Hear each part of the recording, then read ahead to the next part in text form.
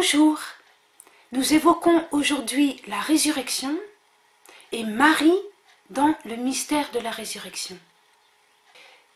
Aux Actes des Apôtres chapitre 2, le discours de Pierre fait allusion au psaume 16. « Tu ne laisseras pas ton sein voir la corruption ».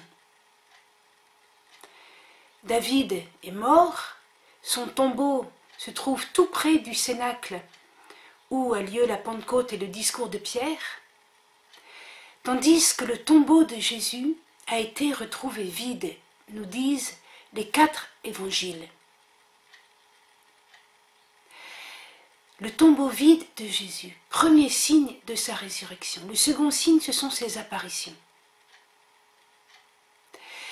Jésus est vrai Dieu, vrai homme.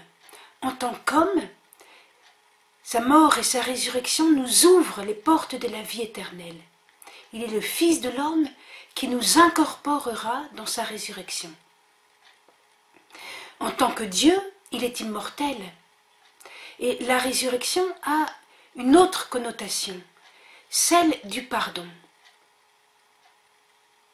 L'homme a rejeté Dieu, mais Dieu se manifeste et il se manifeste d'abord à ses amis.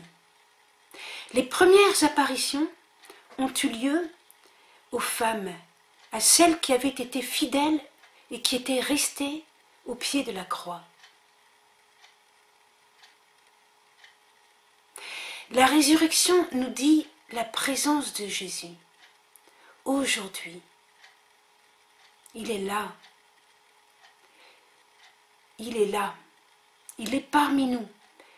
Le temps pascal, le temps du passage, on pourrait dire. Jésus passe au milieu de nous. Au milieu de nous. Et tous ceux qui l'aiment forment un seul cœur. Il y a une union des cœurs.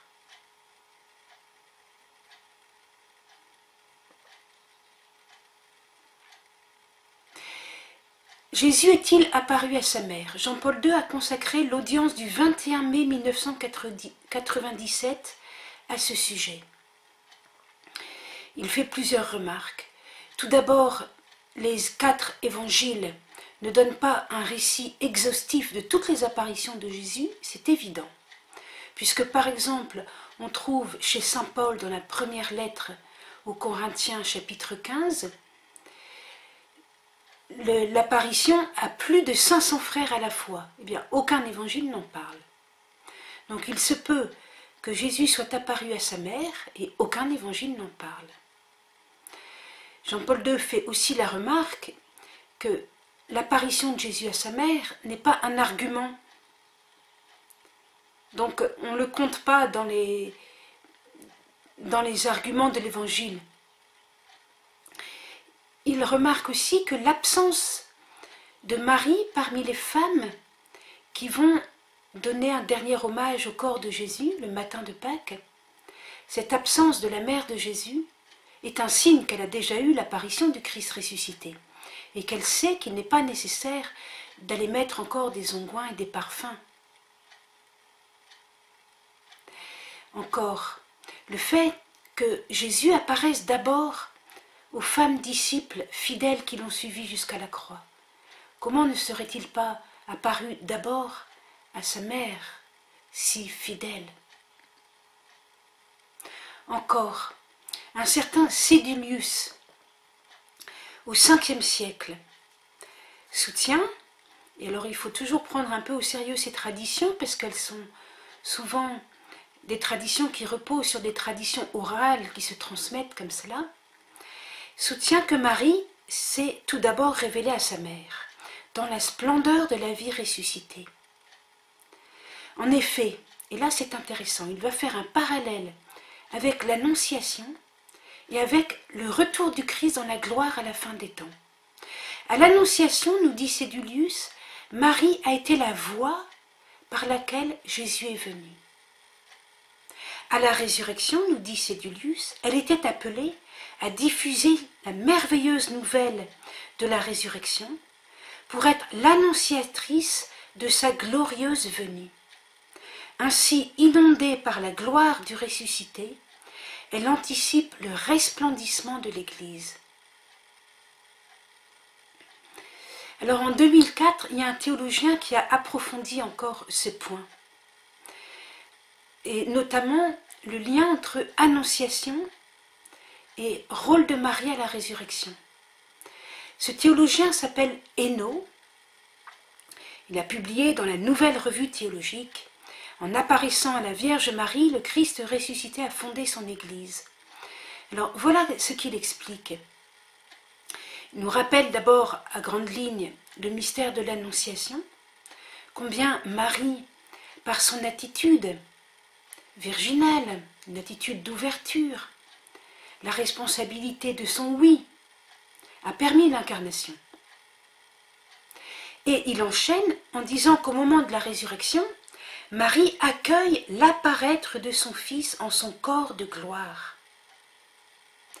Tout spirituel, dans une virginité, une ouverture, une disponibilité totale.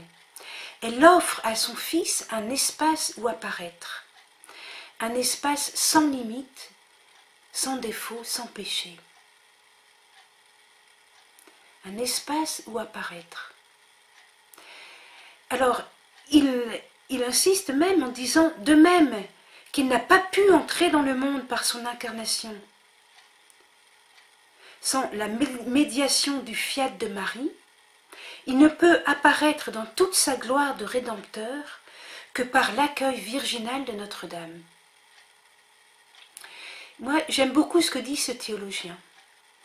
J'ai fait un peu d'études sur les traditions juives. J'ai observé, d'ailleurs avec un sage juif qui s'appelle Ephraim Urbach, que les théologies juives constituent des courants très différents les uns des autres, allant même jusqu'à l'opposition. Ainsi, il y a des courants qui pensent que la présence de Dieu est permanente dans le temple, quel que soit le péché du peuple, et il y a d'autres courants, plutôt minoritaires certainement, qui racontent des histoires qui soulignent la responsabilité de l'être humain. Et ce type de petites histoires, je vais vous en lire une, finalement nourrit la théologie chrétienne, qu'elle soit byzantine ou catholique. Voici une de ces petites histoires, qu'on en trouve en Tanouma Naso 16. Il a créé l'homme et lui dit, il c'est Dieu. Tu peux manger de tous les arbres, mais de l'arbre du bien et du mal, tu n'en mangeras pas. Mais les premiers hommes, Adam et Ève, ont transgressé. Alors la présence de Dieu, que les Juifs appellent la Shekhinah, remonte au premier ciel. Dieu s'éloigne.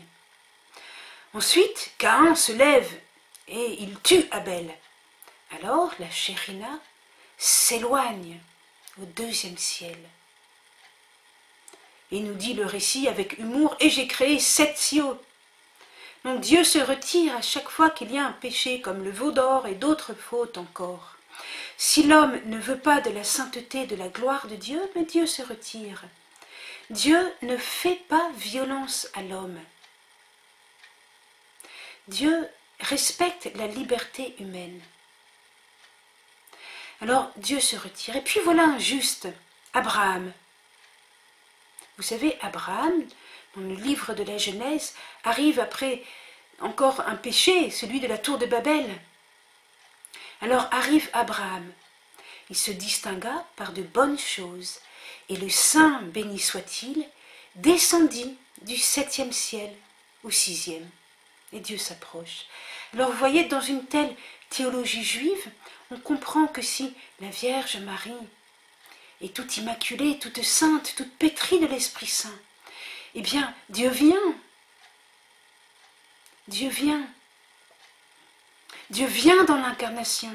Dieu vient dans la résurrection. Dieu vient dans l'Eucharistie. Donc, l'Église est appelée à vivre en Marie, de manière mystique. Il y a une dimension mariale qui nourrit et complète l'institution de l'Église. L'Église n'est pas d'abord une institution, elle a un esprit. C'est l'Esprit Saint, et l'Esprit Saint a un temple, et ce temple est Marie. Alors, à Pâques, et pendant tout le temps pascal, on ne chante plus l'Angélus. Mais l'Angélus, vous savez, c'est ce petit cantique qui rappelle l'Annonciation et l'incarnation. Le Verbe s'est fait chair.